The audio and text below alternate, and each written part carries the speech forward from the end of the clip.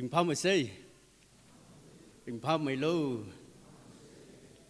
Platinum Jubilee Baptist Women's Society, Chingjoroi Baptist Church, Le Brevana, Kamong Show Me Da, Higata, Ringapa, Simi Show Hili, Kayashi Gabaya Idumi, NTMP with Executive Secretary, Kala Ali Otsak Rumdaglia, Secretary Sping, Kala Pastors Sping, Women's Sping with Katana Ping, Church with Deacon Ping, Kala Your Lapping, Your Lawi Akahara Rapping, Kala Hangatay Hangday Win, Razan Daglay, the Tumping Side, Goroli, Church with Shongana, Ringapa, Salam Midalay, Reverana Somida, Ringapa Nitre, Hiwiena, Sokumi Quipunda, Shimli Hanung Reno, Gaji Hangchipundale.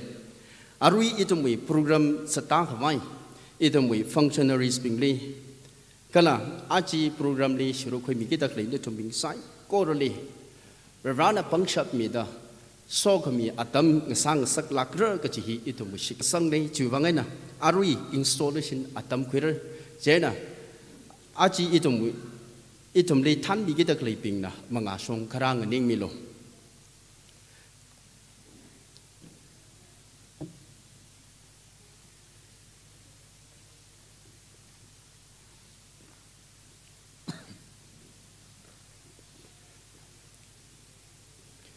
Prevrawi tui itum nganang rumse. Ephesians chapter 4 verses 11 and 12 fi bang rumse. Kachia Kala mikumoli lemet kami chi ana kai kali pau gazata kai kali marang kai kali evangelist kangatai kai kali yau kohoma kala oja sang saka Christo wi pasachi saka kawai ana varewi mipingli vareshi wi otram ngatu kangatu wi otsa kawai ngaran gahaini He Pravrawi Twine, Ngana Quikai, Sai Corley, Sokami, Sarano. Aji itumwi, Jubilee Hili, Tanmi Gavai, Revrana, Hidada Atumli, Tau, New Miedley, Gala, Aji program Hili, upon a thing that when the Shirokui Migida clippingly, Revrana Hoko Queenie, Revrana Aji Jubilee Hili, Ali, Bottom Kangateli Shirokui Migavai, Bungshap Midaklini, Juvangana. Netum sai correlate ring a power salam milushitale, Reveranda so mirano, itum sai corona, Aji Jubilee Hiwi, program de Shurukui Migita clapping Lee, itum Bungshapo Miliga, Revawi Bungshapti, itum Wellung Lee, or Tumgata, Kaikan Gaia so committee, itum Sambang Serikavai, Bungshapo Mise, Sihasa say. Sashapa, Bungshapa, Vrevra, Chingjoroi Baptist Church Hile. Reverana na Hokuida, Nui Church, Semgang Sake. Kalachi we are lonely. What Sakavai, Kachunga le Haida, the Baptist Women's Society, Manglawi May Sharkamida, Zingum Itumwi, Jubilee Hiwi, Gum Shanpokda, 2025. Iri Platinum Jubilee Sambang Kangasaka, Reverendally Ningashila, Masotla, Kayala, Midaling. Aji Baptist Women's Society na Angaran Angaye Hiwi Bangana Prohonali Samamanda, Itumi, Ot Manga Quimamanda, Aji, Arui Atampung Hili, Nana Kamung Shomida, Itum with Kayuya with Pilang Hangai, Kala Hiwi Azingli, Itum Ot Manga, Satva Hawaii, probably Rana with Rao Matihina. Aji we program hili, Tandaga, Satvakita Kali hili. Brono we saw kami po mi delay. Kazingram li lately, Shaba Brevana. No we row miti he we tungli. Malunga pingla, Bronana sang milo. No we tongue come our milo. Pasaka matala milo. No we rouping li probrana na so mida. Nani autumn kangateli, Uklunga ter, Ninka terrena. Natsangai rewena. Bro nali autumn kangacha mangaina. Bro nawi nali shikasanga mi pusai. Koranala niyang kung. Kala sokami. Sangapanga atam nga sakavai. Bro brada na uchon below da siyasai. Kala atumang machila. อาชีโปรแกรมฮิลีอีตุมลีชุรุคุยมีกิตักเลยอะโปรแกรมนั้นนะกับปังคุยกันยังนวิเราปิงไซก็รู้วิตุงเลยล่ะก็จิงเราไม่ซ้อขมิจีมีดาก็จิงเราไม่ซ้อขมิวิปังชับจีคุยพุงแล้วก็อดรำขังกัดเซลีโปรแกรมขยากาละกันอดรำกัดสังสักมิโลกันนะอาทุมปิงเวนะอีตุมละซ้อขมิกจุงกะสัมบังชับกันไว้ปังชับงรุมสังมิโลดัสยาสัตเลยอะไรอีตุมวิจุบลีฮิวิอดมังฮักกับพกไอ้เนี่ยถุยเลยก็คุบไปนั่งโซดาเพราะว่านึกวิโซขมีไว้ลงลีอีทุมลีริงกับผ้าโซขมีอัตมกับสาขไว้อีทุมมีริงอัตมละอีทุมมีข้อครมละอีทุมมีนิตรายฮิวิอังรานอังเอสายก็ริฮิละเพราะนั่นลีจิกัตเลยนั่นน่ะราหพกมีดาจิงรีเอนะกุบสังมิโลดาอีทุมลีงัตังขมีพระหัตถ์คริสต์วิปังลีหัวสังดาโซขมีวิปังชพิกโปเนอาเมน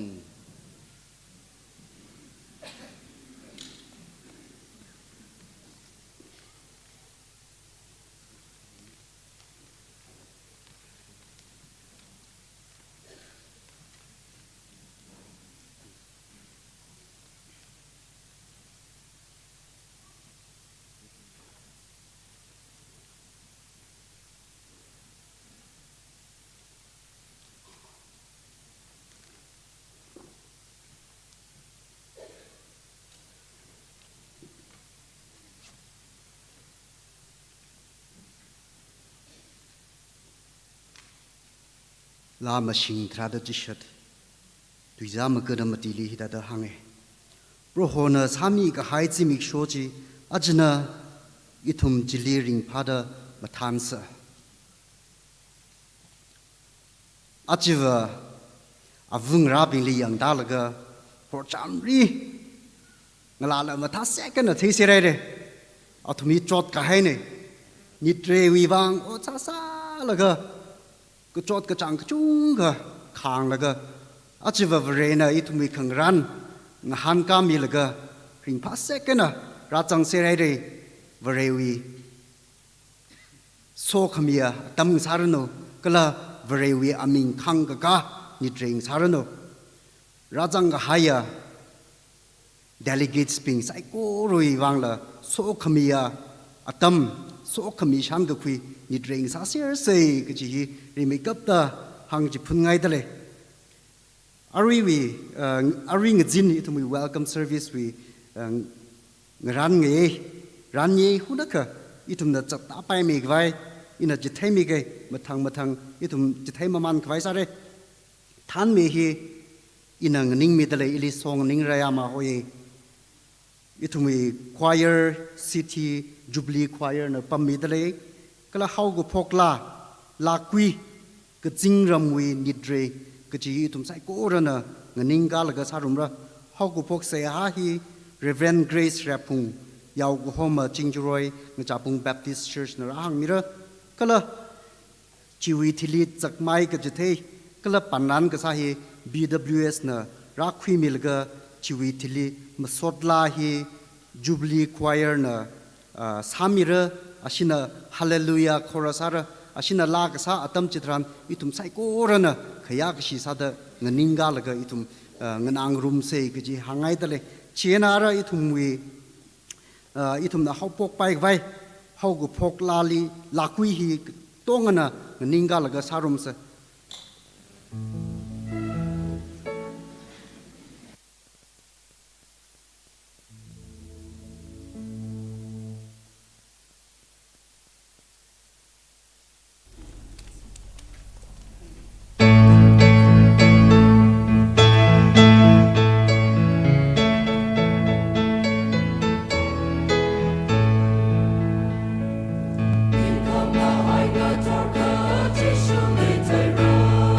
Go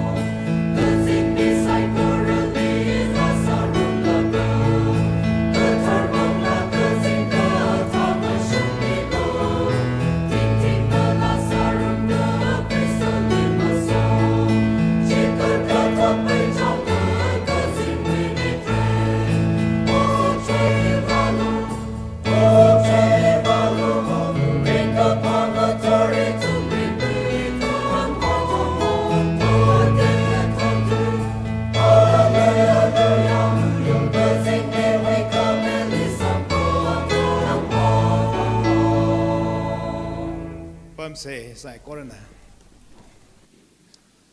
ซอกมีปองรมเสเสซาเสอิทุมใส่ก่อนเวอาบาบุษามีเด็กขเลยกสิงเลยกษาฟ้าบริปรามีกุโมอิทุมลิเชมกับคุยเฮียขังเตคิกขเลยมังงรุยละนั่นลิงรุยเดเสมนั่นลิวัดรำกับเธอขบายบางเนี่ยนเวเตขมาเตพงชกขบายบางเนี่ยจิงกุมชันดานั่นลิหำกสังนั่นลิทีกชูนั่นลิวัดรำขังเธอ Baptist Women Society จิงจรายนะ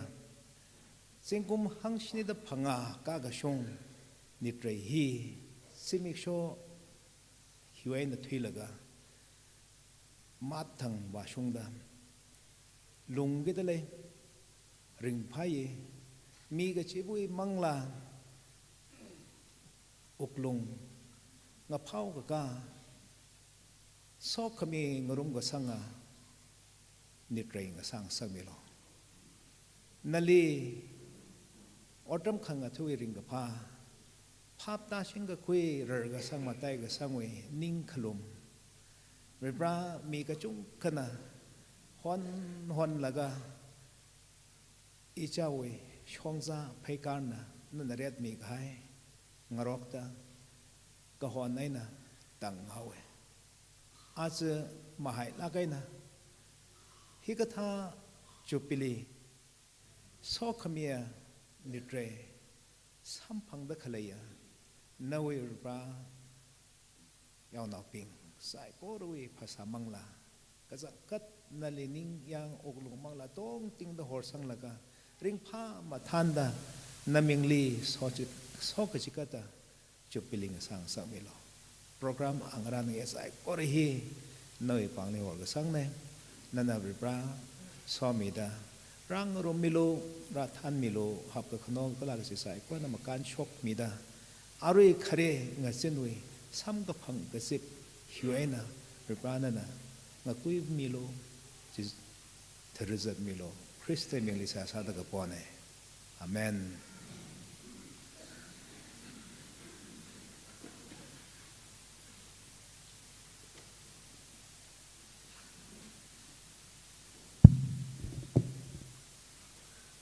ฮัลโหลปังไม่ได้ว่าเสอีทุ่มน่ะขยุยพิลังขังกาลากายเลยจิวิวางไงน่ะ church ชิลติ้งไงน่ะรักสิไปละก็ท่าแต่มุกเนียมละกันฮัลโหลจิไปเลยปังละกันอักษิตว่าเลยเสฮัลโหลนิ่งเชื่อเลยอะไรอัตมฮีจักไม่กจิตเตก็ละปันรันคำบีอัตมฮีคุยเสเจน่ะจีมตารังละก็เรนเบกับตาอาจี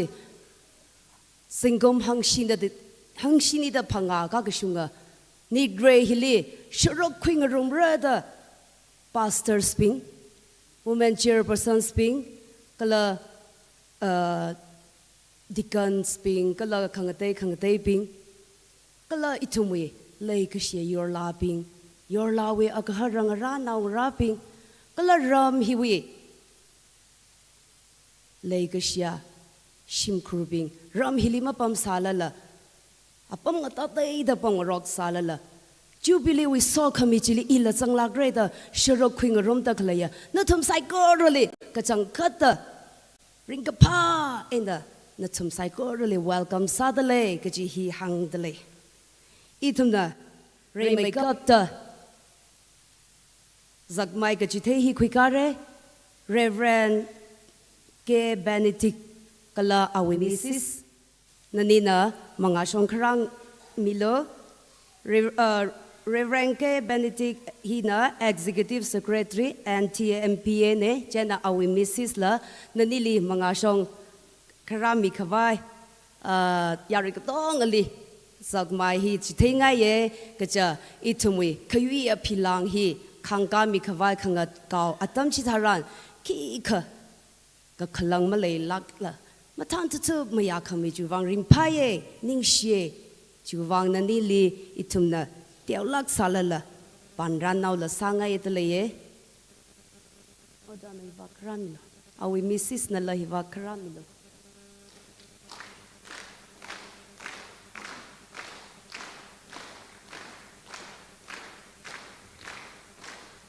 รำนาวปิงก็ต้องอันเทยค่ะก็จีกระทานมาเทยสาค่ะเถอะอารีอิทุมนะมีกิดะเลยปานรันฮีจิงจุยฮาราก็จีเนี่ยก็จีกระทานนะงวย的是真了个 centenary 个 John 的了是真的，可那从个当里 declare 上面的了耶，希望 Reverend Jonah M. Solo 那个说了个，阿位 brave Mrs. Esna M. Solo 那那个说个 John 呢，这呢，我家里个外面的个来个 John he，个这里个哎那等的 centenary 个 John 么呢，可希望金句好啦，个这呢个这些个当里就听米的了耶。Mataya kahaya achiwi, nidre hiwi. Kamataya Reverend Dr. Joel Aziama kala awi bravely la sagmai chingai da leye chena Mrs. Nala hivakra milo. Reverend Dr. Joel Aziama he ariri he yao ko homa sad leye ka chili sad leye ka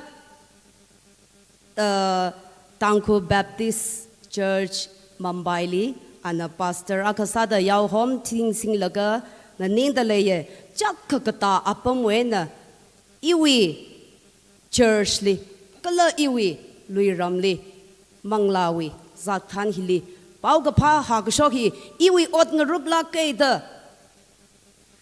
shan khui da phaning khui laga ping la ke na naw ga ti naw la thang phung laga ung lak da leye rim pha ye ning shi ye ka ji Ituna zak mai ka chithe ka tia no sangai de leye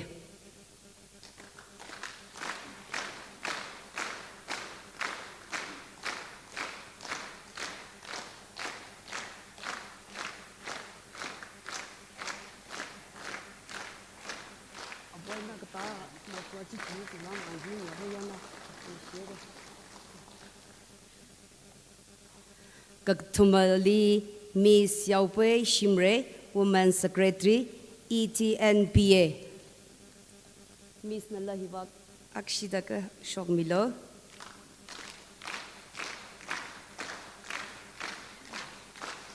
Tangkuli Kanalak Haya, Aman Saglak Haya Shinao Nagaji, Natumgatong, we Mangali Pong Shog Ngai the Lay. Yara now ping, one pump hang the lake, Hila Hangai the Lay. Kamade sada achiwi tan me ping na tum ko ton na la hiwa ka shok ngani miao lo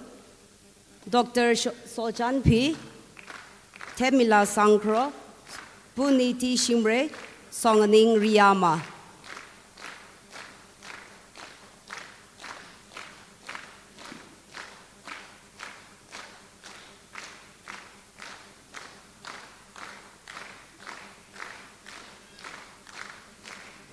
Ready Sabai Mekavai, Reverend S.K. Solo,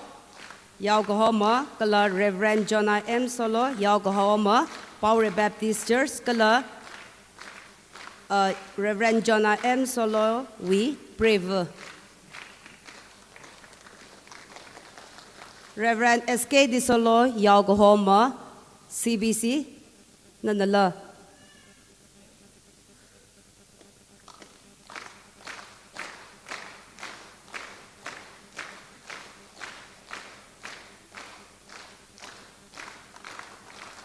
Reverend Jonah M. Solo, kala awi prevoli la, itumna zak mai ka chithe hi kwikanga ye, jena prevo na la hivak ka shok milo.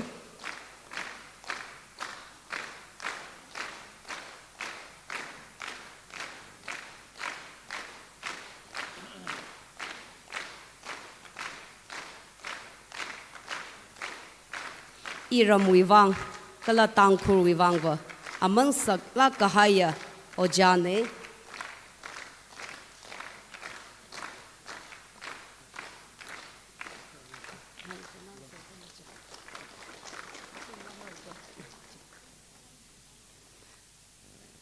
Reverend Mayonmi A. Shimre, Mission Secretary, NTNPA. Ojana Kashok Ngani Milo Nosot now ne it Ramhili Ma Shoknanai in the Tangahaya Oja Akaneta La Hangaye.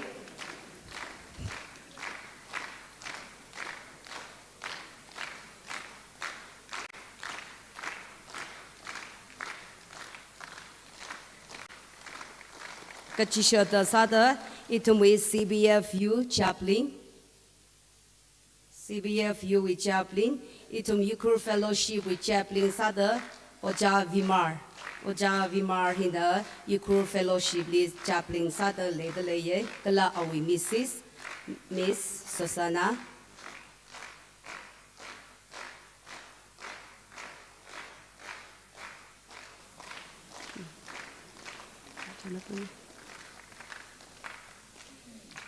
Miss Susana. Iwi mashidla kaya classmate ne ka ara ava ara chili tiem kai re imang a pandra liture.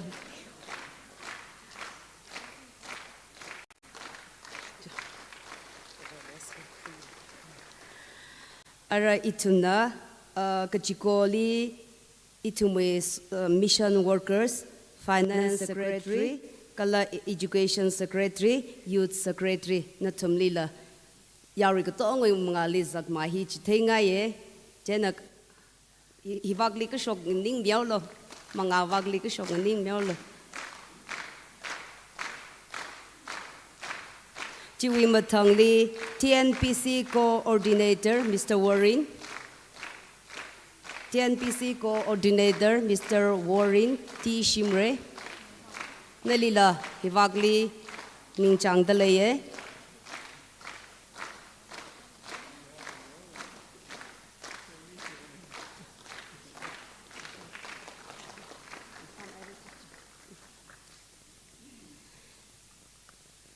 Ara itumna yaw ko ho maping ina aming avava ina mapang like atam sang kawai ne jena churches we na womanly gatom la kaina razang da kaleya pastors being gatonga kang ning ka miao lo chili